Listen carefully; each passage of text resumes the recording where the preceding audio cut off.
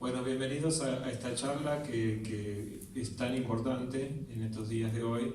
Justamente esta mañana leí una frase que dice lo siguiente, que dice que la grieta política actual no es entre izquierda y derecha, no es entre izquierda y derecha, sino es entre lo verdadero y lo falso. Esta frase no es mía, tampoco es de un argentino, es de Jonathan Freedland, que es un columnista del diario The Guardian, para el que yo escribo, y estaba hablando sobre el Brexit, donde fue una campaña que se llevó a cabo con mentiras. Estaba hablando sobre la campaña de Donald Trump, sobre el tema del fake news, de las mentiras. Y creo que nosotros estamos reuniendo hoy bajo la sombra de una especie de negacionismo que se está haciendo presente en Argentina. Y en verdad no es negacionismo, sino el negacionismo se presenta como relativismo, que es la cara políticamente correcta del negacionismo, que es relativizar. Licúa la realidad cuestionando el número de desaparecidos, cuestionando cuál fue la actividad política de esos desaparecidos, y al licuar la realidad la puedo usar para mis fines políticos. Y esta mesa tan diversa creo que refleja un poco eso, ¿no? Porque acá tenemos todos los pensamientos políticos presentes, creo que justamente para subrayar que hay cosas que son ciertas y hay cosas que se dicen que son falsas. Va a empezar a hablar, y va a tener que ser breve cada uno, porque somos muchos, alrededor de 5 minutos cada uno, Lucila Larrandart. Lucila Larrandart fue integrante de la CONADEP. Además, como juez, dictó sentencias importantísimas en temas de derechos humanos, incluyendo el ex dictador Reynaldo Viñones, el general Santiago Omar Riveros, el ex policía Luis Abelardo Patti. Hoy en día es profesora consulta de Derecho Penal en la facultad, en la UBA, en la Facultad de Derecho de la UBA, así que le vamos a pedir a ella que hable para nosotros. Muy bien, en primer lugar agradezco la invitación de Estela para poder integrar esta mesa, porque es motivo de preocupación realmente lo que está pasando actualmente y lo que puede pasar en la justicia. Yo no hablo de la justicia como todo un bloque parejo, hay un sector de la justicia y esto hay que distinguirlo. Creo que el cumplimiento de un año del 2x1 nos marca esta sentencia que creo que significó el quiebre total con la posición de la Corte, conscientemente por parte de la Corte, con todos sus antecedentes y pronunciamientos desde el año 80 hasta 2017. No solo con sus propios pronunciamientos, sino también con los pronunciamientos de la Corte Interamericana de Derechos Humanos, es decir, con la jurisprudencia, la propia jurisprudencia nacional y la internacional. Y creo que fallo del 2x1 hace incurrir al Estado argentino en responsabilidad internacional atento a los compromisos que tiene suscriptos y que forman parte de la propia Constitución. Creo también que hay una tendencia a un cambio, pero que no se va a poder, yo soy optimista en ese sentido, creo que no se va a poder concretar totalmente un cambio, porque hay muchos pronunciamientos judiciales que establecieron lo que pasó en este país durante la dictadura. Creo que hay también valores por parte de la sociedad que han sido asumidos a través precisamente de la larga lucha de las madres y abuelas, y que quedó bien demostrado precisamente con la movilización cuando salió la sentencia del 2x1. Creo que en algún momento la Corte va a tener que volver de este pronunciamiento, no sé qué dibujo va a hacer, pero lo va a tener que revisar porque no se está aplicando. No olvidemos, yo quiero recordar dos cosas. En primer lugar, que este fallo no salió por unanimidad de la Corte. Este fallo salió por mayoría. Es decir, hubo 3-2 el pronunciamiento, o sea que hubo 2 votos que recordaron los propios precedentes de la Corte y se atuvieron a los deberes y obligaciones que ante la comunidad internacional y los organismos jurídicos internacionales, tanto americanos como europeos, tiene asumido el Estado argentino. Y lo hicieron conocer en el voto. Creo que el voto de mayoría, que estaba conformado por la jueza Hayton y los 2 jueces que había propuesto por decreto el Poder Ejecutivo y que después fueron nombrados, conformaron esa mayoría. Estos 2 últimos no habían formado parte de la Corte en los anteriores, pero creo que este fallo es doloso en el sentido de que conscientemente se quiso imponer un pronunciamiento que marcara algo que implicara un mejoramiento en la situación de quienes habían sido condenados por violación a los derechos humanos. Y un cómputo del 2x1 de la prisión preventiva implicaba, si no una amnistía, un mejoramiento en cuanto al cómputo de la pena. Y así incurría el Estado en no imponer las penas adecuadas a las violaciones a que se había comprometido. La ley del 2x1, además, por eso digo que es doloso el pronunciamiento, porque los 3 votos no podían desconocer ni los antecedentes ni las leyes. Se aplicaron como un dibujo para mejorar la situación. La ley del 2x1 había salido en el año 94. Y había salido en el año 94 porque había una situación de congestión de las cárceles, de presos comunes, por supuesto, en el cual estaban denunciados incluso ante organismos internacionales porque implicaba encarcelamientos que podían implicar malos tratos, torturas, etc. Atento que estaban abarrotadas las cárceles. Y como siempre sucede, las cárceles no están abarrotadas de condenados, están abarrotadas de procesados, es decir, aquellos que están en prisión preventiva. Entonces el Poder Ejecutivo, para mejorar la situación en las cárceles y no ser directamente condenados en la jurisdicción internacional, sacó esta ley por la cual establecía los 2 años de duración de la prisión preventiva y el cómputo privilegiado más allá cuando se cumplían los 2 años y no había tenido sentencia firme el procesado. Esto fue en 1994 para la situación carcelaria de 1994 y fue objeto de uno de los, el famoso artículo 7, de los artículos de la ley. Este artículo precisamente fue derogado en el año 2001 y fue derogado, es decir, dejado sin efecto el cómputo, porque había mejorado el estado de las cárceles. Es decir, que rigió del 1994 al 2001 y atento una situación especial de hecho que había en las cárceles argentinas.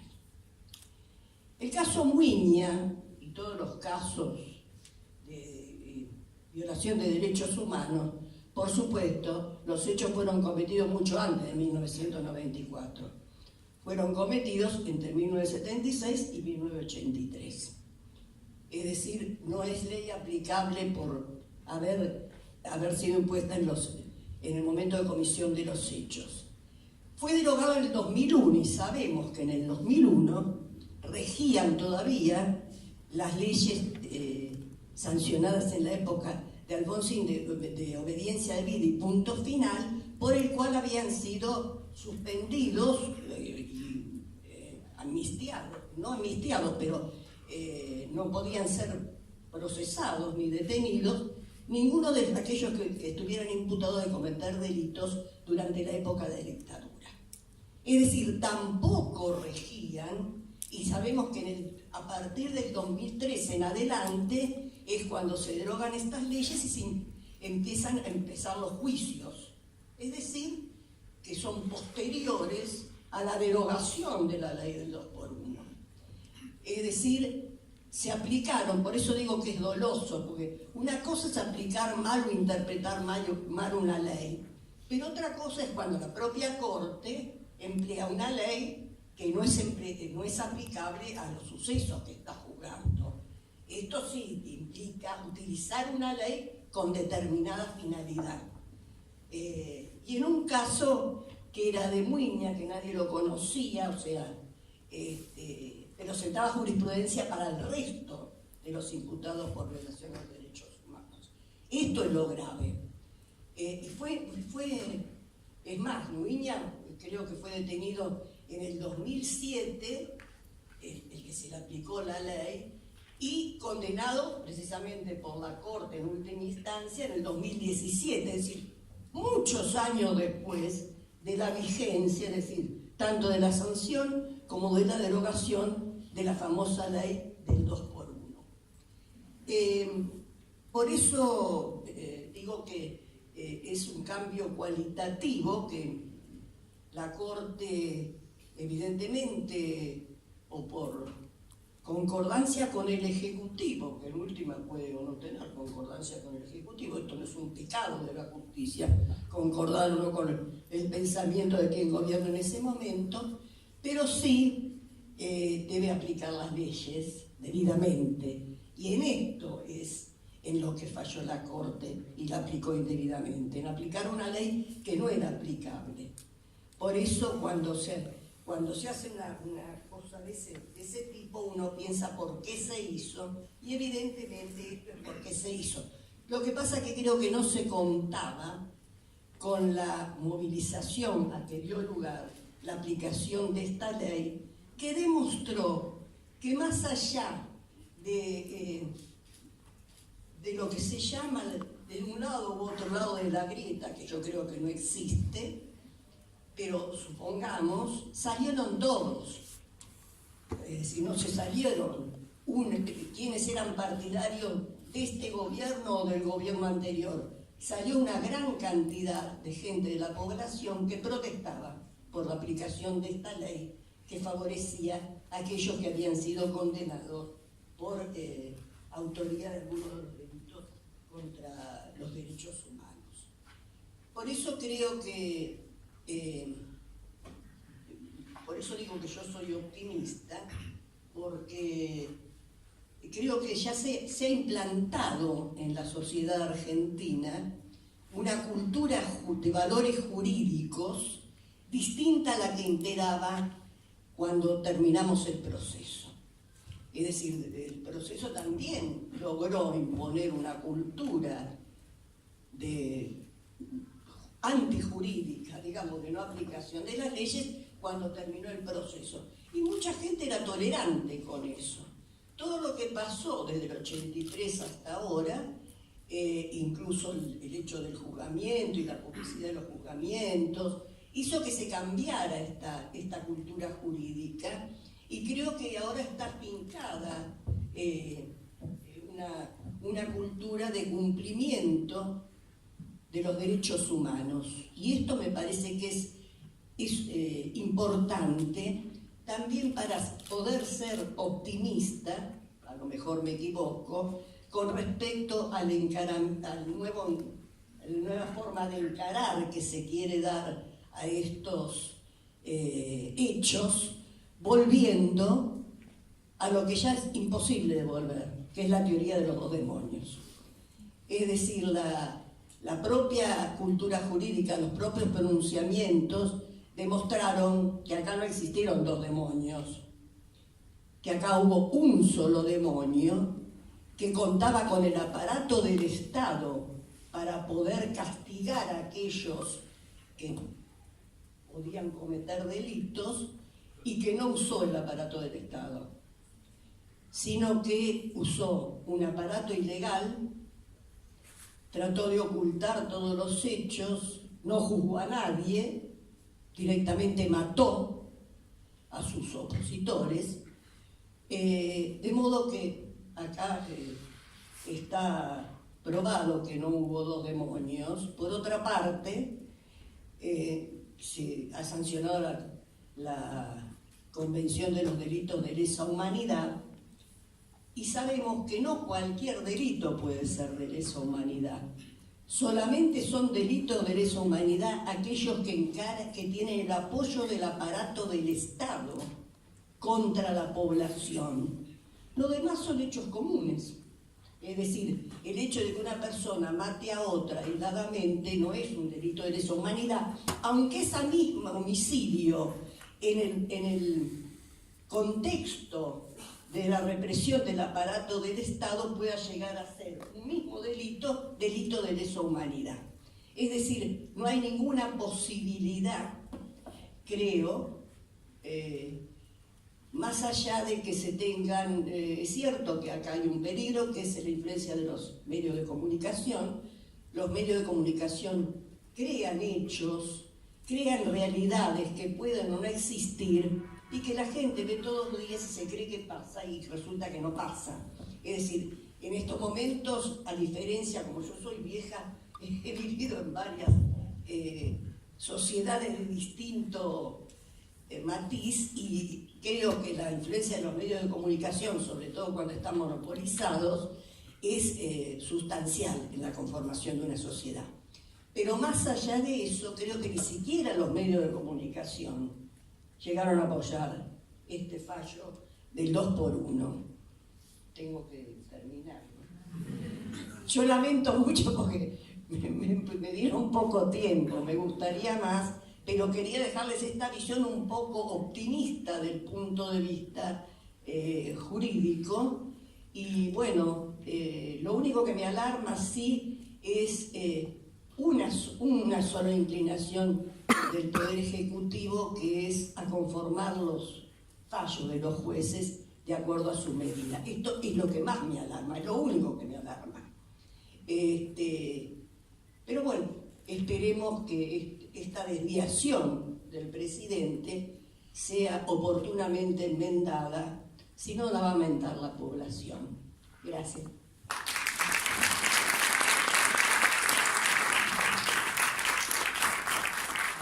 Bueno, muchas gracias por ponernos exactamente en el tema, que es el tema de hoy.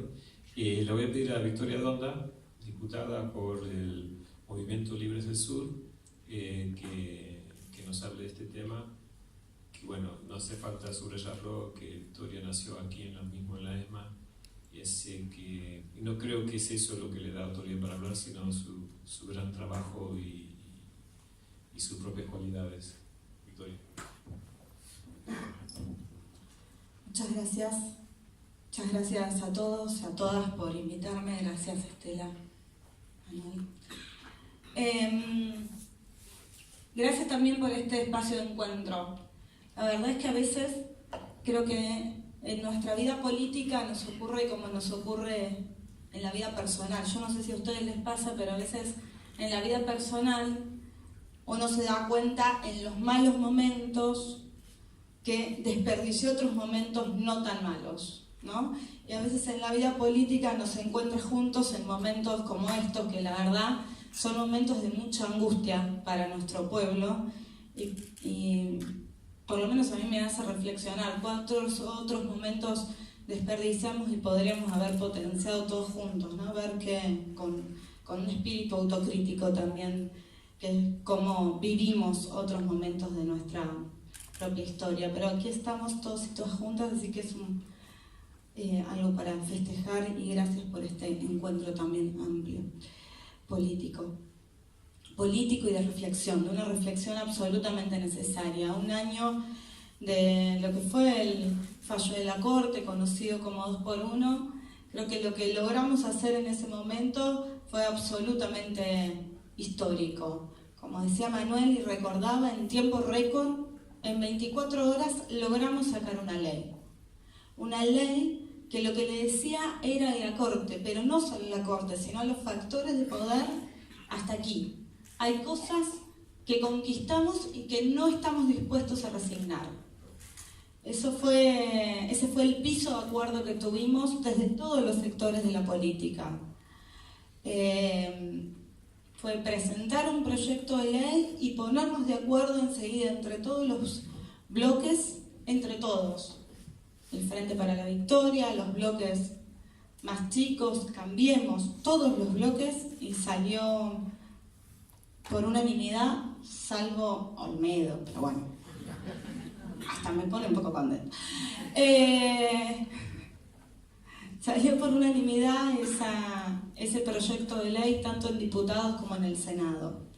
A mí me parece que alrededor de eso hay que reflexionar dos cosas. Una que nos pone contentos y contentas, que fue la movilización popular en las calles, la respuesta de la política con representación democrática en el Congreso, y algo que nos tiene que hacer reflexionar y ver también qué camino recorrimos para llegar hasta ahí, y es que ese fallo lo sacaron, que ese fallo se firmó y que en algún momento hubo sectores de la sociedad que pensaron que eso iba a pasar, que a los militares responsables del genocidio en Argentina y que están siendo juzgados y condenados en nuestros estrados judiciales, se les iba a poder aplicar una ley que no había estado vigente en ningún momento, como explicaba muy bien la doctora, no voy a ahondar en eso, pero no estuvo vigente ni en el momento de la comisión del hecho, ni en el momento en que fueron juzgados, ni en el momento en que fueron condenados. O sea, una ley cualquiera, podrían haber aplicado también una ley de hace 200 años, era exactamente lo mismo. Entonces, me parece que, y ese es el punto en todo caso de preocupación y que motiva esta reunión. ¿Por qué? Porque creo que sí tenemos que construir los espacios y un amplio consenso también para generar las instancias y volver a decir, no solo en la justicia, sino ante distintos sectores de la sociedad, hasta aquí, estas son cosas que no vamos a volver a discutir porque ya lo hicimos, hasta que logramos meter en la cárcel a los genocidas, porque de ahí no vamos a pasar. Construir el andamiaje jurídico realmente está con lo que tenemos, entiendo, en la Constitución Nacional, con los tratados internacionales a los cuales nos hemos obligado, con la doctrina, la jurisprudencia que tenemos, gracias, ahí lo veo a Alan y a Gastón del CELS, gracias al esfuerzo de los abogados que hacen en cada una de las causas, se ha sentado jurisprudencia por demás valiosa para tener argumentos lo suficientemente sólidos y decirle a cualquiera que no existieron dos demonios en Argentina, que eso no está receptado en ninguna de las sentencias que hasta ahora se han dado, que los delitos de lesa humanidad son los delitos imprescriptibles, y que no vamos a aceptar tampoco que se ponga dudas sobre quiénes, sobre aquellos que no fueron juzgados en el momento en que, si cometieron un delito, deberían haber sido juzgados. ¿Qué es lo que nosotros tenemos que salir a decir? Mi mamá estuvo acá y hoy está desaparecida. Si ella cometió un delito, pues lo hubiesen juzgado en ese momento. Entonces, no vamos a poner eso en discusión, porque lo que estamos discutiendo es que quienes la desaparecieron hoy tienen que estar presos y muchos están siendo juzgados en un lento proceso porque ellos se encargaron de construir un muro de impunidad alrededor de los delitos más horrorosos que vivió nuestra nación.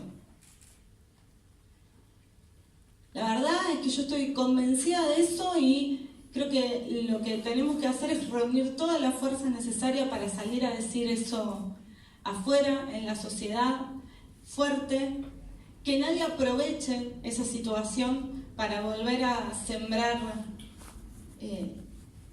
dudas e impunidad, donde lo que tiene que reinar es la certeza de que estamos haciendo memoria, que construimos la memoria todos los días y que lo que perseguimos es justicia. Nosotros y nosotras, durante todo este tiempo, y esto nos lo enseñaron las abuelas, las madres, y mucha gente, muchos compañeros y compañeras que desde la dictadura hasta acá vienen caminando y peleando por verdad y memoria, logramos construir este marco donde se están llevando adelante los procesos de justicia. La verdad, si me preguntan, tenemos críticas, pero es la justicia que supimos construir, es la justicia que tenemos y es la que tenemos que defender. justicia para las personas que queremos y que merecen tener justicia, y justicia también como una señal a la sociedad argentina, que le decimos que lo que vale en este mundo es defender la vida, y porque defendemos la vida queremos que aquellos que la atacaron desde el poder enorme que da manejar los hilos del Estado tienen que estar presos en las cárceles comunes. Así que la verdad es que no tengo mucho más para decir, más que agradecerles otra vez por el espacio y decir que no vamos a dar ni un paso atrás en el proceso de justicia, y que ni sueñen con que nos vamos a quedar callados en nuestras casas si amenazan con lo que hemos conseguido hasta ahora. Gracias.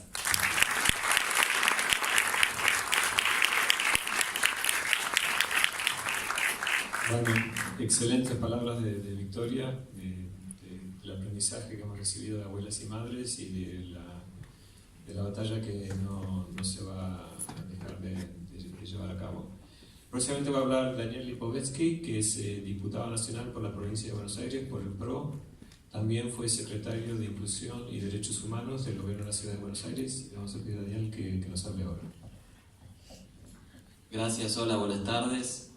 Bueno, en primer lugar, gracias Estela por la invitación, gracias abuelas, que un enorme placer estar acá. Bueno, se ha dicho, la verdad que entre Vicky y la doctora han puesto un marco más que suficiente sobre lo que se habla, sobre el tema del fallo del 2x1. Yo recordaba un poco cuando salió el fallo, ¿no? Primera reacción, indignación, creo que fue un jueves, si mal no recuerdo. Inmediatamente, por supuesto que expresé mi opinión repudiándolo y criticándolo, pero me parecía que en primer lugar no había que quedarse en eso nada más, ¿no? Obviamente era un retroceso enorme, pero también dije, bueno, ¿qué podemos hacer? ¿Desde dónde vamos? ¿Qué se puede hacer ante un fallo como este? Y en ese momento pensaba, yo creo que los primeros días, creo que fue el viernes, el siguiente día, el viernes, pensaba, ¿qué podemos hacer? Bueno, y veía tres vías. Una, la vía recursiva, todavía se podía ir a la Corte Interamericana de Derechos Humanos, había una posibilidad, me parecía que era una posibilidad a pensarla. La otra era justamente una vía legislativa y pensar en trabajar en cómo hacíamos para plantear un proyecto de ley que resolviera esta situación, de un fallo que no tenía ningún tipo de sustento jurídico, como que acaban de decir acá, pero de todas maneras siempre podemos de alguna manera plantear una solución legislativa que ayudara a aventar cualquier duda al respecto de que la aplicación del 2x1 es de ninguna manera aplicable a crímenes de lesa humanidad, para evitar nuevos fallos, porque el temor del caso Muiña no solamente era el tema preciso de Muiña, que como dijeron acá era un desconocido, sino el tema era que se lo apliquen al resto de los genocidas que están siendo vencidos, estaban juzgados o condenados. En ese marco empezamos a trabajar en un proyecto de ley para de alguna manera ver alternativas, empezamos a charlar con diputados de los diferentes bloques, se presentaron varios proyectos, yo presenté uno, también hubo varios proyectos, cada uno con una visión distinta, y la idea era justamente sumar cada una de las visiones distintas para ver cómo hacíamos para, de alguna manera, tener una unificación legislativa que se plasmó luego en la sesión que creo que, si mal no recuerdo, fue el día martes. Y la tercera, respuesta era la alternativa de la movilización popular. Y creo que eso claramente el pueblo la dio, ¿no? En esta movilización emocionante, esas miles de personas, de jóvenes que fueron a la plaza y que mostraron su repudio hacia un fallo y su compromiso con los derechos humanos y que hacían nunca más por la memoria, la verdad, de la justicia, en un momento emocionante. Y que creo que fue la primera vez en la historia donde se produce una movilización popular tan grande contra un fallo judicial, porque ha habido movilizaciones frente a otras políticas de un gobierno, situaciones que han pasado, pero para un fallo de la Corte creo que fue la primera vez, y creo que demuestra de alguna manera todo lo que el compromiso de nuestra sociedad de la Argentina en cuanto a la lucha por los derechos humanos y contra la impunidad.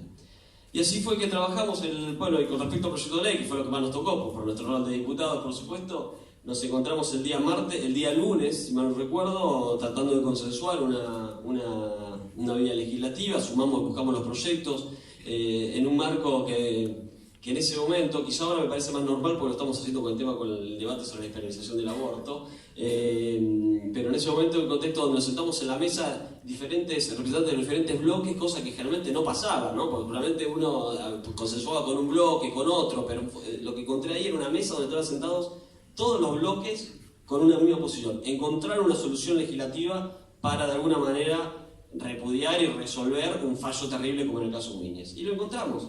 Así fue que consensuamos una ley, un proyecto, que lo tratamos en el recinto ese día martes, con un voto unánime, casi unánime, como recordaba Vicky, y luego inmediatamente al Senado, que el Senado lo aprobó al otro día, creo, en un procedimiento muy rápido y que demuestra de alguna manera el compromiso de todos los representantes del pueblo, de las provincias y de la política en cuanto a justamente a seguir luchando por justicia, por memoria, por verdad y por que no haya nunca más impunidad en la Argentina. Y creo que me parece que eso, no solamente desde el punto de vista del ejercicio y de la muestra del compromiso de la política, también creo que es una señal que se le dio a todos los que pensaban, o al iluminados que pensaban que podía haber una regresión en esto, ¿no? Y me parece que esto fue, más allá del tema legislativo, lo simbólico, ¿no? El gran valor, que nunca más y que no hay marcha atrás, no hay marcha atrás en materia de derechos humanos en Argentina y en materia de memoria y contra la impunidad. Respecto a la teoría de los demonios, hoy pensaba, no recordaba cuándo fue la primera vez que escuché esta frase. Creo que, si mal no recuerdo, yo lo escuché, me puedo confundir, pero me parece que fue Monseñor Plaza. Me parece que lo dijo Monseñor Plaza hace muchos años atrás, Estela lo debe recordar. Claro, y fue una idea de justamente los que querían justificar los terribles crímenes de terrorismo de Estado, ¿no? Y por lo tanto, la verdad que después de todo lo que pasó, de todo lo que hicimos como sociedad, los juicios de las juntas, los indultos luego nulificados y declarados inconstitucionales, los juicios por la verdad, las condenas a los genocidas, me parece que volver a retomar esa teoría es solamente para estos, digamos, iluminados que son minoritarios, muy minoritarios, y que por supuesto creo que eventos como este, de alguna manera, donde se marca justamente una pluralidad de posiciones sobre el mismo tema, me parece que ayuda mucho a seguir reafirmando estas decisiones, ¿no? Y claramente que no hay dos demonios, claramente. A ver, es imposible que haya habido 30.000 detenidos desaparecidos, asesinados por la última dictadura cívico-militar si no hubiera sido por la intervención del Estado. Está claro, el Estado fue el que hizo lamentablemente que se ocurrieran estos crímenes. Y del otro lado no hubo un Estado interviniendo. Podría haber, como dijo Vicky, alguien puede haber cometido delitos que debieron ser juzgados, pasaron muchas cosas, en el medio pasó una dictadura que eliminó toda garantía jurídica, ¿no? Por supuesto, y entonces en ese marco no fueron juzgados, más allá de que hicieron lo contrario, para hacia muchos, justamente asesinándolos o produciendo los crímenes de lesa humanidad. Pero más allá de eso, creo que está claro que de ninguna manera puede equipararse y no puede justificarse de ninguna manera. De ninguna manera, no hay margen para hacer una comparación entre una cosa y la otra, no hay ningún margen. Y si a alguien se le ocurriera, está claro que la reacción popular va a ser la misma que tuvimos cuando fue el fallo 2x1. Porque en la sociedad argentina esto está muy claro y lo vemos digamos, en cualquier conversación desde lo político, con cualquier militante, con cualquier ciudadano, y también lo vemos desde otros lugares, ¿no? desde lo jurídico. ¿Por qué? Bueno, tenemos una Constitución Nacional que en el 94, cuando se reformó, incorporó los Tratados de Derechos Humanos con rango constitucional. Por lo tanto, no hay ninguna manera, y ahí recordaba la Convención sobre Desaparición Forzada de Personas, no hay ninguna manera de volver atrás y poder equiparar una cosa con otra. No hay equiparación válida de no hay posibilidad. Ahora, después, por supuesto, que lo que tenemos que ser, digamos, de alguna manera cuidadosos es en cuanto a no volver a retomar temas que quizás ya fueron de alguna manera resueltos justamente con un consenso, ¿no? El consenso de la búsqueda de la memoria, verdad y justicia. Me parece que ahora a las nuevas generaciones de argentinos, volverle a achacar cosas que hicieron quizá parientes lejanos de otras épocas, me parece que es una cuestión que no deberíamos hacerlo. Ahora, me parece que debemos analizar lo que pasó antes, y justamente para eso está la justicia y condenando a los genocidas, y lo que pasa hoy hay que analizarlo en base a la política de hoy. Seguramente eso, en un régimen democrático como que tenemos, seguramente luego eso va a ser la posición que sostenga cada uno desde lo político, va a ser juzgado a partir del voto en las urnas, que es lo que corresponde en cualquier sistema democrático. Así que no mucho más, agradecerles por supuesto a todos ustedes y ratificar el compromiso de seguir trabajando por la memoria y la verdadera justicia en Argentina. Muchas gracias.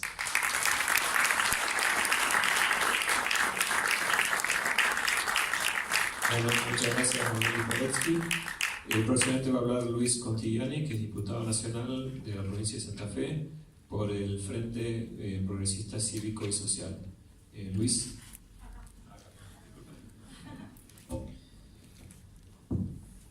Buenas tardes. En primer lugar, decirles que siento una gran emoción. La primera vez que estoy en esta casa, la conozco recién ahora personalmente a Estela Carlotto, con lo cual siento una gran emoción, a las demás abuelas, madres. Así que muchísimas gracias.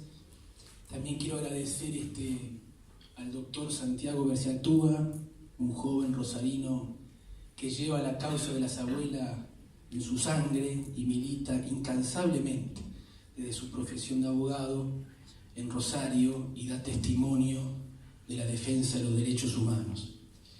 También quería agradecer la invitación, porque la invitación fue para el Partido Socialista, que integra el Frente Progresista en Santa Fe, y por circunstancias aleatorias que me beneficiaron, aunque no creo merecerlo, acá estoy hablando en nombre de. En primer lugar, decirles que la legislatura de Santa Fe, y lo quiero poner de relieve como un hecho político reciente, muy importante, ha votado en forma unánime un proyecto de declaración del diputado Eduardo Di Polina, que integra el Partido Socialista, pero acompañado por todos los legisladores de la provincia de Santa Fe, un proyecto de declaración que manifiesta la preocupación y el repudio a la determinación de la Corte Suprema de Justicia de la Nación, el llamado 2x1. Lo ha votado la bancada de Cambiemos con sus diferentes partidos políticos que la integran, todas las expresiones del Partido Justicialista y también del Frente Progresista. Y esto es un hecho que va en la misma línea de la ley que se votó en el Congreso de la Nación el año pasado, que recién comentaban la diputada y el diputado que me antecedieron en la palabra. Con lo cual es un aporte más que refuerza esta idea de que no damos ningún paso atrás, que esto es una política de Estado, los derechos humanos, que todas estas conquistas están para consolidarse, que tenemos que estar atentos, siempre, militantes, y que la respuesta social y política para defender esta política de Estado transversal es muy fuerte, y este es el aporte de la provincia de Santa Fe en esa línea y en esa forma de construcción y acumulación de consensos. En segundo lugar, quisiera hacer algunas reflexiones acá que tienen que ver con el tema de la teoría de los dos demonios. Yo hace poquito en el Congreso de la Nación dije que las denominadas, o que el golpe del 76 no vino a ser o barrer a fuerzas insurgentes o denominadas insurgentes, porque ya estaban derrotadas. Yo creo firmemente en los datos de la historia que me dicen eso. Y si no vinieron para eso, ¿para qué vinieron? Yo creo que vinieron para otra cosa. Además de planificar un genocidio en la sombra de manera brutal, dentro de un contexto internacional y latinoamericano de la época y de doctrina, creo que han venido a remover las bases económicas y sociales de 50, 60 años de construcción que tenía la Argentina, o el famoso empate social. La Argentina a partir de ahí, en términos sociales, culturales y económicos, no fue más la misma. Hoy no es más la misma. A esto le tenemos que agregar el genocidio humano, pero también está ese genocidio económico, el genocidio de la patria. Entonces no había nadie a quien vencer más que remover y cambiar la historia desde el punto de vista de la acumulación y de los factores de poder en Argentina. Es imposible desde la historia entonces hablar de una teoría de los dos demonios. Pero suponiendo que tendrían que haber vencido a alguien, suponiendo, tampoco desconocería la situación fáctica de que hubo un genocidio similar, igual al mismo genocidio que hubo en Auschwitz, porque aquí traigo a la memoria a un intelectual que después se lo voy a citar, que dice: en la ESMA se aplicaron la misma instrumentalización, la misma brutalidad, la misma tecnificación de genocidio que en Auschwitz. Ahora, ¿por qué nadie habla de la teoría de los dos demonios en Auschwitz? Pero sí algunos intentan, por ejemplo, hablar de la teoría de los demonios en la Argentina, o tomando como caso emblemático lo que ocurrió aquí en la ESMA. Por eso tenemos que estar atentos, siempre, para no dar ningún paso atrás. Quiero referirme a un tema de contexto, porque desde el punto de vista jurídico ya lo han dicho todo.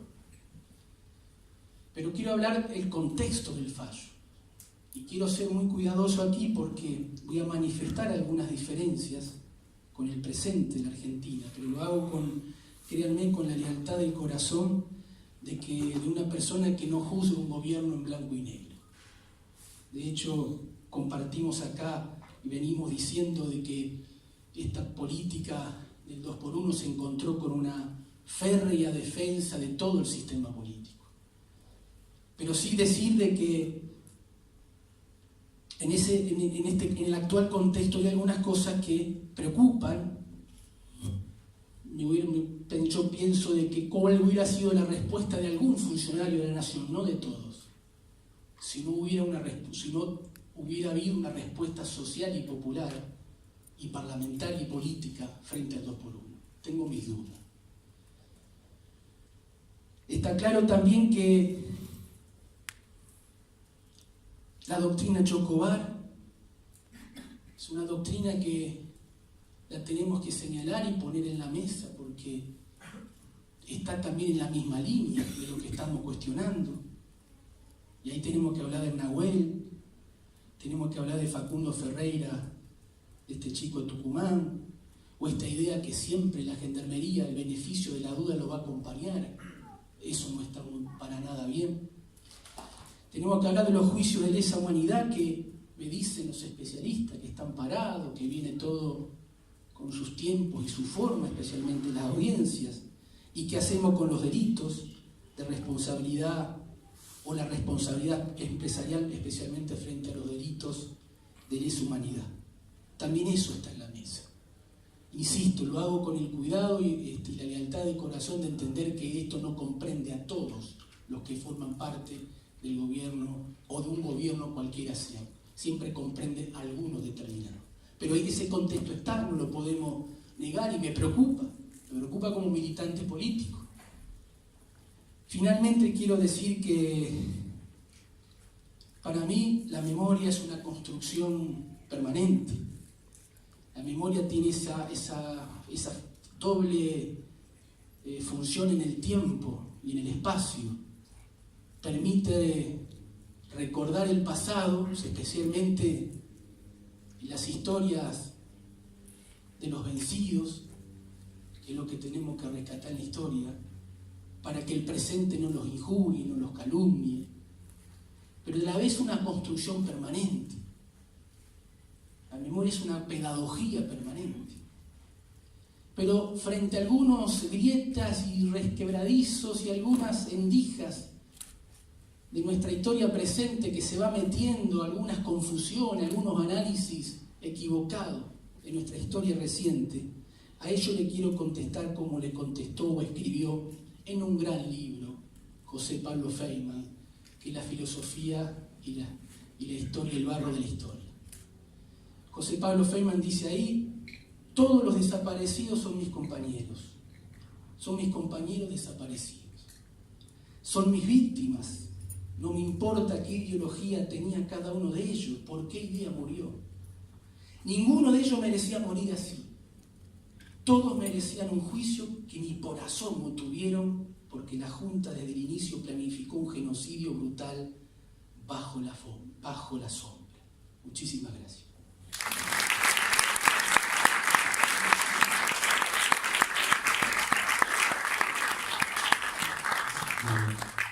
Creo que Contigliani nos ha subrayado el peligro de este pensamiento negacionista relativista, no solo de que intenta reescribir nuestro pasado, sino que intenta meterse en nuestro presente, ¿no? Con doctrinas como la mano dura, etc.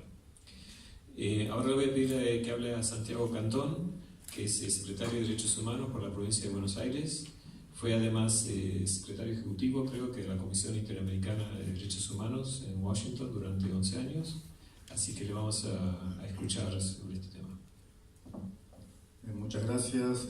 También me quiero sumar en primer lugar al agradecimiento a Abuelas, a Estela, por la invitación, por organizar esta reunión, por el tema que vamos a tratar, pero también por el espacio que ha creado al sentar en esta mesa de los representantes de distintos sectores y del Estado argentino, tanto del Poder Judicial como la ex jueza, pero también por parte del Poder Legislativo y del Poder Ejecutivo. Creo que es algo que tendría que ser más normal de lo que a veces parece que nos cuesta hacer. Creo que esa iniciativa es más allá del tema en particular que estamos hablando, que por lo que estoy escuchando hasta ahora todos vamos a coincidir. Creo que el hecho de esta reunión es en sí mismo un tema muy importante en sí mismo y esperemos que haya más de estas reuniones. Creo, en primer lugar, prácticamente se ha hablado de todos los temas centrales. Yo quisiera plantear esto dentro de un contexto que a mí me parece muy importante. Cuando hablo de contexto no me refiero al contexto local, sino a la historia de los derechos humanos en términos generales, porque creo que eso es parte de los problemas y los temas que estamos hablando. Cuando hablamos de derechos humanos, uno se puede remontar siglos, milenios, pero indudablemente el punto de partida principal que hemos tenido nosotros es 1948 con la aprobación de la Declaración Universal, en la época moderna. Y eso para muchos expertos, yo soy uno de los no expertos, pero soy una persona que piensa como ellos, fue una de las creaciones más importantes del ser humano en la historia de la humanidad.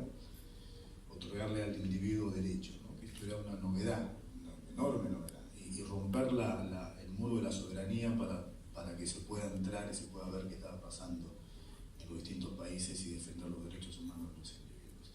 Y ese proceso que se inicia en 1948 ha creado una pirámide jurídica y un aparato institucional universal extraordinario.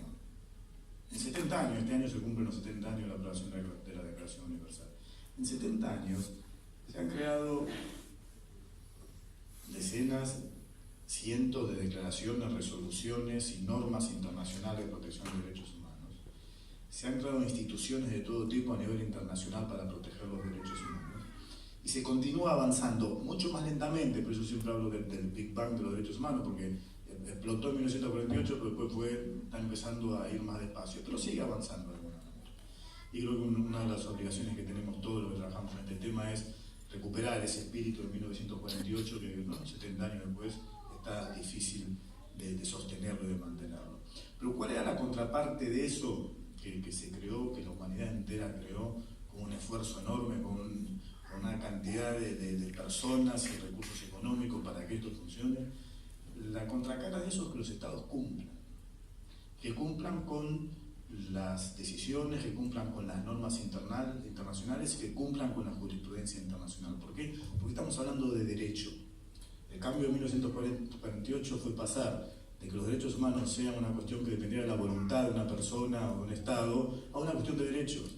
No estamos hablando más de política en ese sentido, estamos hablando de derechos. Hay que cumplir con los derechos que tenemos y es una obligación de todos los Estados de cumplir con esos derechos. Y ese creo que es importantísimo tener en cuenta ese contexto, porque cuando hablamos de todos los temas que estamos hablando acá, se hubiesen resuelto muy fácilmente aplicando derechos, aplicando lo que dicen las normas, aplicando lo que dicen las convenciones internacionales, que afortunadamente en Argentina es uno de los países que debido a la reforma del 94 tienen más jerarquía que en cualquier otro país del mundo prácticamente. Y creo que eso es muy importante tenerlo presente, porque se hubiesen resuelto muchos de estos problemas con anticipación, y creo que tenemos que tenerlo presente a futuro. Estamos hablando de derechos, y esto a veces en el debate político parece que nos olvidamos. Creo que tenemos que recuperarlo porque es importante. Con respecto al 2x1, obviamente estoy de acuerdo. Ahí en su momento, una vez que yo tomé conocimiento de la decisión, primero me comuniqué con algunas personas que están aquí en la sala, creo que hablé con Gastón, creo que hablé con Alan ese día, así que luego me senté a escribir algo. Habré demorado unas 6 horas en salir a rechazar la decisión, porque estaba claramente en contra de, a mi modo de ver, de lo que son los estándares internacionales de derechos humanos, y muy claramente en el sistema interamericano en el cual trabajé por más de 11 años, así que sabía que estaba mal, quería asegurarme, porque como viví muchos años afuera, a ver si había algo que no estaba captando, porque me pareció llamativo que hiciera eso, pero en efecto apenas tomé conocimiento, en 6 horas salí a rechazarlo.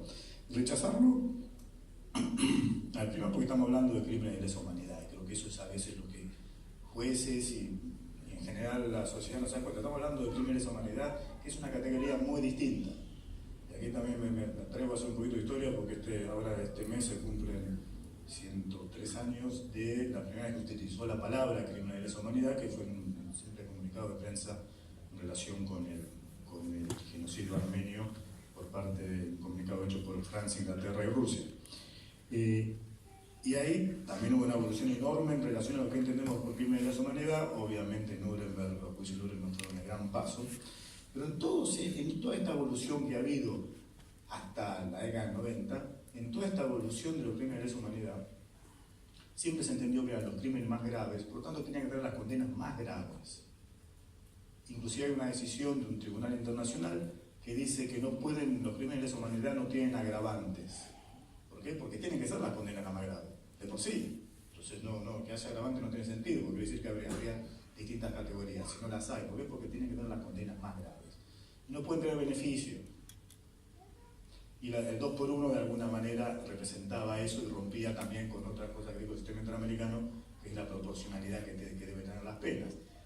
Al aplicar el 2x1 de la misma manera por una persona que había cometido un delito de lesa humanidad, en comparación con una persona que había cometido un delito común, no existía proporcionalidad y no era más grave, por lo tanto no tenía absolutamente ningún sentido. Y no voy a aburrir con la cantidad de casos que han sostenido eso. Ahora, los delitos de lesa humanidad tuvieron en común, insisto, en la década del 90, algo fundamental que es importante para entender también el tema que nos trae acá en relación al caso de Larraburre, que es tiene que estar el Estado de por medio, ¿no? El Estado es una condición, fue desde un principio y continúa siendo en gran manera, y digo en gran manera porque ha habido algunas excepciones en las últimas décadas, pero que de ninguna manera se pueden aplicar este caso, y no quiero entrar en términos políticos, pero de ninguna manera se pueden aplicar este caso, donde se acepta tanto acciones de terceros como inclusive de organizaciones, ¿no? Eso es eso lo aceptó la Corte Penal Internacional, el Estatuto de Roma, hay una evolución en ese sentido, pero insisto que de ninguna manera se puede aplicar en este caso. Y eso es lo que, si se empieza a trabajar sobre ese tema, no se está teniendo en cuenta cuáles son las normas, no se está teniendo en cuenta cuál es la jurisprudencia internacional, qué han dicho los organismos internacionales de derechos humanos e inclusive la Corte Penal Internacional. Entonces está claramente fuera de cualquier lógica avanzar en este caso por varios motivos. Realmente no es una reunión para hablar de derecho, pero creo que es importante tenerlo presente, que por ahí estamos yendo por un sentido equivocado. Yo solo mencionar para terminar que nuevamente quiero agradecer por la oportunidad de tener este espacio de diálogo racional en materia de derechos humanos, porque yo creo que es fundamental tener en Argentina este espacio. Yo viví muchos años afuera y una de las cosas que sentí al regresar a Argentina es la dificultad de tener diálogo abierto y amigable en materia de derechos humanos, y creo que es fundamental para el futuro del país. Creo que el tema de memoria es esencial, que recién se hablaba, y creo que ahí tenemos una deuda enorme en Argentina. A mí me sorprendió, cuando asumí en la provincia de Buenos Aires, la cantidad de sitios y espacios de memoria que ni siquiera aún han sido señalizados.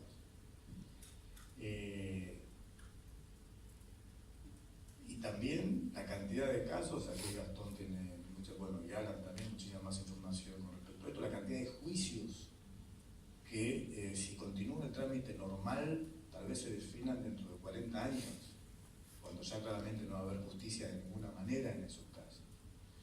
Y yo creo que trabajar sobre la memoria es trabajar sobre eso. No puede ser que estamos a 5 años de 40 años de retorno a la democracia, y que el trabajo en memoria es fundamental para evitar que lo que pasó nos vuelva a pasar de una manera o de otra, y a 40 años todavía no tenemos todos los sitios y espacios de memoria señalizados y en funcionamiento, y todavía no están las condenas. 40 años. O sea, es impresionante. Yo creo que es una enorme falencia de la democracia argentina en su conjunto del 83 a esta parte. Una vez lo hablábamos, creo que en una reunión que estaba Estela también, creo que había un error grave por parte, uno puede plantear desde el juicio de las juntas, y luego a partir de la decisión del 2005, de que eso no está acompañado con una política judicial clara que acelere los juicios. Y eso no está presente. Y tampoco está presente la urgencia de avanzar en el tema de memoria, que creo que es fundamental, insisto, fundamental por una historia argentina, que tampoco vamos a estar hablando de historia aquí, por una historia argentina que, digamos, el autoritarismo siempre ha encontrado su forma de volver, digamos. Yo creo que es fundamental que trabajemos en eso para poner un verdadero punto final a toda esa época. Y creo que ahí nos falta mucho. Y la única manera de lograr eso es esto. Y es que todo gobierno que está en la República Argentina trabaje este tema y lo trabaje rápido y bien. Y creo que es la deuda que tenemos como argentinos que queremos vivir en democracia por los próximos siglos. Así que, bueno, realmente, Estela, muchísimas gracias por esta oportunidad y siempre a disposición de ustedes para trabajar.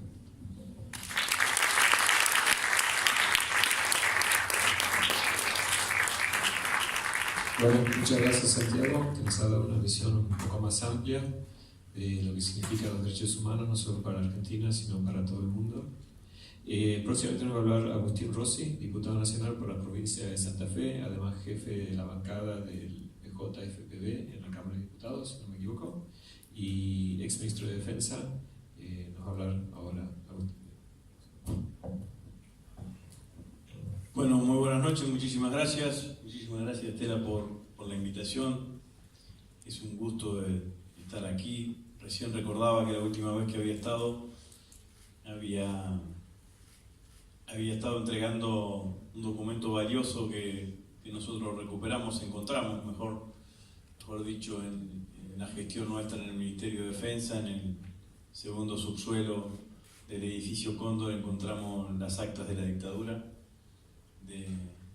que contaban las 280 reuniones que celebró la Junta Militar entre el 24 de marzo del 76 y el 10 de diciembre del 83. La última reunión es, no me acuerdo ahora exactamente la fecha, pero el último acta es de noviembre del 83, a 10 días de que asumía el primer presidente de la democracia, el doctor Alfonsín. Y ahí claramente uno puede con esa lectura y con la lectura de las actas, que son actas, y las actas no tienen desarrollo, digamos, ¿no?, de temas, pero sí tienen una enunciación de temas, ver claramente la idea del plan sistemático que tenía la dictadura para nuestro país, ¿no? Y entonces, cuando uno encuadra esta discusión sobre la teoría de los dos demonios, hay que, a mi criterio, hay que acertadamente encuadrarla en términos políticos. Hubo un plan sistemático que contemplaba las desapariciones, las torturas, los robos de bebé, los asesinatos, todo lo que sucedió como parte de una mirada política, económica de la propia sociedad, ¿no? Y yo creo que nosotros, en todos estos años de lucha y democracia, tuvimos momentos enormes y que hoy quizás reivindicamos mucho más y ponemos en mucho mayor dimensión, como fueron la decisión del presidente Alfonsín de enjuiciar a las juntas militares. Y después tuvimos momentos donde la lucha fue mucho más difícil, ¿no? Y yo creo que los momentos donde la lucha fue más difícil fueron los momentos en donde el Estado se quedó sin respuestas, o el Estado dio respuestas tratando de negar todo. Era cuando las madres y las abuelas parecía que se cerraban todas las puertas, que estaba cerrado todo, ¿no? Que era un muro blindado, que no había lugar por donde avanzar. Y la persistencia de madres y abuelas permitió que se abran rendijas y que la lucha por los derechos humanos durante esos tiempos tuviesen al menos luces prendidas que nos movilizasen y nos llevasen adelante. Pero el Estado no acompañaba, y cuando el Estado no acompaña, todo es más difícil. Yo recuerdo, yo no debo haber faltado muy pocas veces a las movilizaciones del 24 de marzo en mi ciudad, en Rosario. En la década del 90 éramos pocos. Entre otras cosas éramos pocos porque además te tocaba un miércoles, no era feriado, tenías que juntarte con los compañeros, eran algunas agrupaciones políticas, algunos compañeros, los organismos, las madres, las abuelas, pero entre todos éramos pocos. Y me acuerdo también de cuando llegó Néstor al gobierno. Digo esto porque a veces pareciese que uno se tendría que preguntar de dónde salió esa política de derechos humanos, de memoria y verdad y justicia, con tanta voluntad, con tanta decisión. Porque recordemos, ¿no? En el 2003 no estaba en la agenda pública, en la agenda mediática, la cuestión de los derechos humanos como punto número 1. No había una demanda como en 1983. Había una decisión política formada, hubo una decisión política con una fuerte decisión ideológica, con una fuerte convicción ideológica del presidente de ese momento, que empezó a construir, que se empezó a construir entre todos una historia claramente distinta. Yo me acuerdo que cuando asumí como diputado nacional, el primer debate que me tocó dar fue impugnar el diploma de Patti. En el 2005. Impugnamos el diploma de Patti con una mayoría bastante importante. Ahí el mecanismo de la impugnación del diploma era: no lo dejábamos asumir y mandábamos el diploma que se analiza en la Comisión de Peticiones, Poderes y Reglamentos. Se iniciaba una especie de juicio allí, digamos, ¿no? Porque se invitaba al diputado a hacer un descargo, se cumplieron con todo eso, y a los 6 meses tratamos el rechazo del diploma en el pleno de la Cámara de Diputados, y se aprobó con 2/3. Y en el medio de eso, en el 2006, Kirchner impulsa el feriado del 24 de marzo. Y el feriado del 24 de marzo, a mi criterio, generó una masividad en todo lo que fueron los actos de memoria, verdad y justicia a lo largo y ancho de todo el país, como nunca antes habían existido. Me acuerdo que algunos argumentos en contra decían: lo van a utilizar para irse de vacaciones, ¿por qué no lo dejan como día al contrario? Que si es un día laborable se va a poder practicar mejor lo de memoria, verdad y justicia. Y la verdad es que sucedió exactamente lo contrario. El 2 de abril a veces se llega un poquito, pero es bastante difícil encontrar en la historia argentina o en la historia política argentina hoy otro momento en donde en todos los lugares de la Argentina, en la localidad más chiquita de 1000 habitantes, de 300 habitantes, hasta la capital de la nación, se generen movilizaciones y hechos para recordar una fecha. Entonces, lo que sucedió con la movilización alrededor del 2x1 tiene que ver con todo esto que se fue construyendo. Pero también yo destaco dos cuestiones. Destaco la movilización porque me parece que fue un hecho enorme. Yo estaba en Rosario, me acuerdo que empecé a ver cómo llegaban las familias enteras, por sí solo, para expresar, y es como dijo Victoria en algún momento, es como que los argentinos dijimos, bueno, de acá, de este lugar no queremos retroceder, y eso fue tan masivo. Pero también rescato la decisión del Parlamento y del Estado en su conjunto. Porque yo quiero contar una cosa. No tengo la fecha exacta, pero si fue en el 2016 o en el 2017, antes del 2x1. Se celebraban uno de los tantos días en donde celebran los juicios por Telesa en la ciudad de Santa Fe. Como siempre, se movilizan compañeros, acompañan a los testigos. En uno de esos, en Santa Fe se había conformado un grupo de familiares de represores. Los familiares de los represores pasaron enfrente de los tribunales federales de Santa Fe, en donde se desarrollaba el juicio, en auto, obviamente. Bajaban la ventanilla y a los compañeros que estaban allí le decían subversivos. Subversivos. Y eso, después que pasó lo del 2x1, después que pasó la decisión del Estado, el Estado, primero el Poder Legislativo y después el Poder Ejecutivo promulgando una ley, dejó de pasar. Entonces, con esto lo que quiero decir es que las señales del Estado tienen que ser contundentes.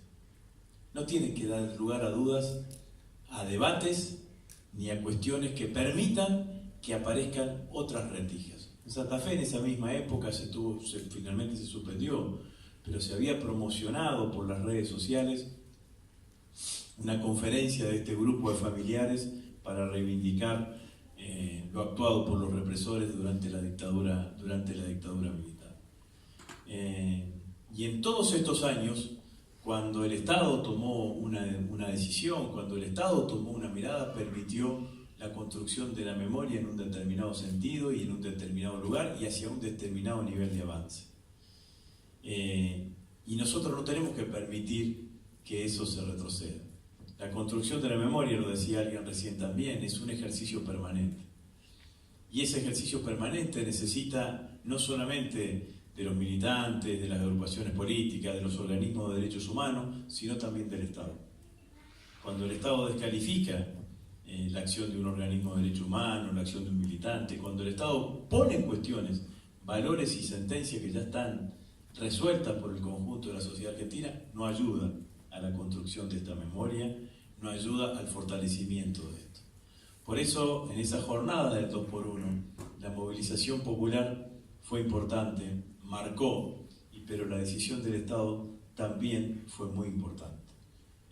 Como decía recién Daniel, el Congreso de la Nación tuvo una respuesta acelerada, se sesionó en la Cámara de Diputados un martes, creo que al otro día sesionó el Senado en el mismo momento que se estaba dando la movilización, y generó una respuesta contundente del conjunto de la sociedad. Entonces, por eso creo que ese es claramente el camino. Las tensiones y las tendencias para dar marcha atrás, bueno, siempre van a existir, y es imposible que no existan en una sociedad.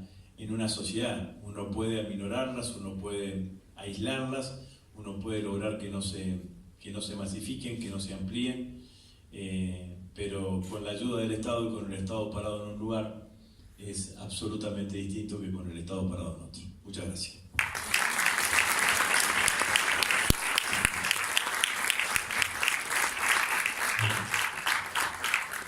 Muchas gracias, Rosy, por remarcar la importancia de que desde el Estado se marca una línea divisoria entre lo que es y no es respecto a estos crímenes. Cuando me pidieron moderar esta mesa, pensé en una cosa que es muy importante para mí, que fui periodista en aquella época la dictadura e informábamos en el Buenos Aires Herald lo que estaba ocurriendo cuando todos los demás callaban. Y pensaba hoy que el pasado no muere, el pasado no muere, el pasado ni siquiera es pasado. Y nunca más que en este caso argentino, donde a pesar de los juicios, los responsables no nos han dicho dónde están los nietos, no nos han dicho a dónde llevaron a sus víctimas, no nos han dicho básicamente nada. Entonces es un crimen que se continúa en el tiempo y se continúa hoy en día. Entonces para los relativistas y para los negacionistas, o el nombre que quieras ponerle, que tratan de licuar la conversación o licuar el consenso que hay sobre la dictadura, ensayando palabras como reconciliación o diciendo eso se fue en el pasado, ya no hay que mirar los temas del hoy. No, también tiene que ver con el hoy, como nos dejó muy claro acá nuestro diputado por Santa Fe. Hay que tener cuidado con estas ideas porque pueden esparcirse muy rápido entre nosotros. Y nosotros sabemos todo esto no por nosotros mismos, sino gracias a las madres y a las abuelas, y que hoy en día siguen siendo el faro que nos ilumina, porque si no fuera por ellas, yo estoy convencido que yo las recibía en el Herald en aquella época, estoy totalmente convencido que si no fuera por las madres y las abuelas marchando en la plaza, el genocidio en Argentina hubiese sido mucho mayor. Ellos funcionaron de valla de contención cuando no funcionaba la prensa, cuando la iglesia no hacía oposición, cuando la política no hacía oposición. Fueron solamente estas madres circulando, dando vueltas alrededor de la pirámide de la Plaza de Mayo, que lograron por lo menos bajar el nivel del genocidio que se estaba cometiendo. Así que va a cerrar esta noche tan emotiva y tan importante Estela de Carlotto para nosotros.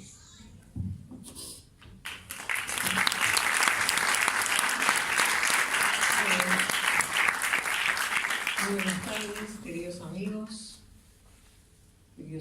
todos. Realmente muy agradecidas las abuelas de esta presencia de ustedes que nos han enseñado, porque nosotros aprendemos todos los días de los que nos dicen cosas acertadas y realmente nos ayudan a comprender y seguir trabajando. Esta idea nació en Abuelas. Me dicen gracias Estela porque yo como presido firmo la carta, pero la invitación viene de todas las abuelas y de toda la gente que trabaja con nosotros y que surgió esta idea y se puso en movimiento con todos los jóvenes que hoy nos acompañan, integrando nuestra comisión directiva o ayudándonos en los distintos espacios de trabajo, equipos técnicos, a pensar. Y nosotros sabemos escucharlos, eso es muy bueno. Nadie dice yo sé y basta, no, sino decime y ayúdame, porque nos dan buenas ideas. Fue una idea colectiva. Así que gracias, si ustedes tienen que decir, es a todos ellos que están hoy acá, los que han podido venir acompañándonos. Bueno, esto para mí es un momento medio milagroso, porque no es fácil y nos pareció cómo nos iba a resultar esta convocatoria tan diversa, porque lo que menos queríamos era confrontación, lo que menos queríamos era ofensa. Se portaron muy bien, yo como directora de escuela les pongo un 10. Y entonces...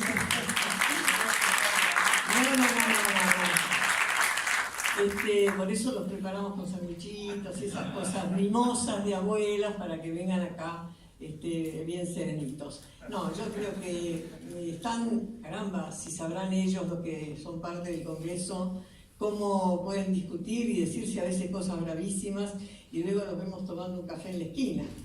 Entonces los que nos amargamos somos los que no sabemos por qué discuten y se dicen cosas y después se abrazan en la esquina. Algo extraño, y eso no es de ahora, fue siempre así. Yo tengo hijos que han sido funcionarios, diputados y todo lo demás, y a veces ni él me sabía explicar eso, ¿no? Pero bueno, esto para nosotros es muy bueno porque a esto queremos llegar. A que todos estemos en el lugar que estemos, entendamos que hay cosas que no son negociables, que no se deben cambiar, y que nosotros, con estos más de 40 años de lucha que tenemos, vamos a hacer todo lo posible para que esto no pase. Si bien empezamos sin saber nada, y caminando solas y con riesgos, la unidad nos hizo a nosotros trabajar hasta ahora, y ahora todavía seguimos unidas, las que vamos quedando por la edad, y seguimos inventando cosas todos los días para que la verdad, la memoria y la justicia sean no palabras, sino hechos concretos. Y yo pongo un ejemplo. Cuando empecé, voy a poner mi primera persona porque es mi experiencia, y siendo presidenta de Abuelas, y que salgo tanto, quizá parezco soy la más conocida, pero soy una más de las abuelas. Todas ponen y han puesto lo que han podido y han querido. Y yo, cuando caminaba por las calles de mi ciudad o en Buenos Aires, se cruzaban de vereda las personas y miraban para otro lado. El famoso "yo no fui, yo no estaba, a mí no me pasó, en algo andaban, la culpa es de ustedes", todo eso influenció muchísimo, y a través de esa prensa amarilla, esa prensa negacionista, en la población, que no sabía y realmente tenían miedo también. Hoy muchas de nosotras ya no podemos caminar por la calle, pero es al revés. Vienen a saludarnos, a abrazarnos, a decirnos sigan, gracias por lo que hacen. Y eso es el gran cambio que hemos tenido en la Argentina, que ha permitido que ese día en que decidimos, después de enterarnos, yo me enteré viniendo en el auto y me puse verde y dije unas cosas bastante bravas de quienes impulsaban el 2x1, y enseguida nos organizamos los organismos, empezamos a llamar desde Abuelas, nos reunimos, dijimos hagamos algo, y así organizamos esa unidad en la plaza, que fue maravillosa. Es que los tiempos han cambiado y ya hay cosas que no se pueden revertir, por más que quieran algunos pocos, felizmente, no son muchos. Vamos a seguir. Esto es el pasito inicial. Esto no es que queda ahora y no, los chicos hay que pensar en más, Alan y todos los chicos por ahí están, Clarisa, no me voy a olvidar de ninguno, Pablo, Dore, Pablita, y este chico que está acá, que yo le digo negrito, pero se llama Manuel. Entonces son el amor que sentimos y la necesidad de que los hijos de ellos no sufran en un futuro lo mismo que pasamos nosotros. Es que con la edad que tenemos y con bastón seguimos caminando. Entonces, vamos a buscar una nueva oportunidad. Seguramente si hay nuevas rumores, porque a veces son rumores, pero mejor cuando hay rumores hay que tener cuidado de que quieran hacer cosas que no correspondan hacer. Respetar los centros clandestinos de detención, que son lugares sagrados, reconocerlos, como ha dicho Cantón, que están en todo el país, son centenares y que necesitan, y nosotros podemos decir que en La Plata, en la comisaría quinta, con el trabajo hermoso de Leo y el Cholo, el abogado, y todos los chicos de la casa, se consiguió habilitar para hacer la casa nuestra en un futuro. Eso se consiguió por una voluntad, ¿no es cierto?, de ambas partes, y hay que seguir con lo que falta. Porque qué fácil decir, bueno, volteemos y hagamos un edificio, un rascacielos, o hagamos un parque de diversión o un Walt Disney. No, esos lugares, cuando entramos por primera vez acá en la ESMA, cuando Néstor y Aníbal Ibarra nos dijeron esto es de ustedes, señoras, a las organizaciones de derechos humanos, familiares, madres, abuelas, pisábamos la tierra como con miedo, porque no sabíamos si ahí abajo estaban los cuerpos de nuestros hijos. Y cómo no vamos a seguir respetando estos espacios. Estos espacios son intocables. Acá no hay que traer nada más que lo que sea la verdad, la memoria y la justicia. La casa de abuelas, que es este espacio, que es la casa de ustedes, para lo que necesiten, es una casa de memoria, pero no de horror. Acá nadie entra para asustarse, entra para aprender la historia de una institución que, bueno, tiene una doble búsqueda. Somos madres y somos abuelas también.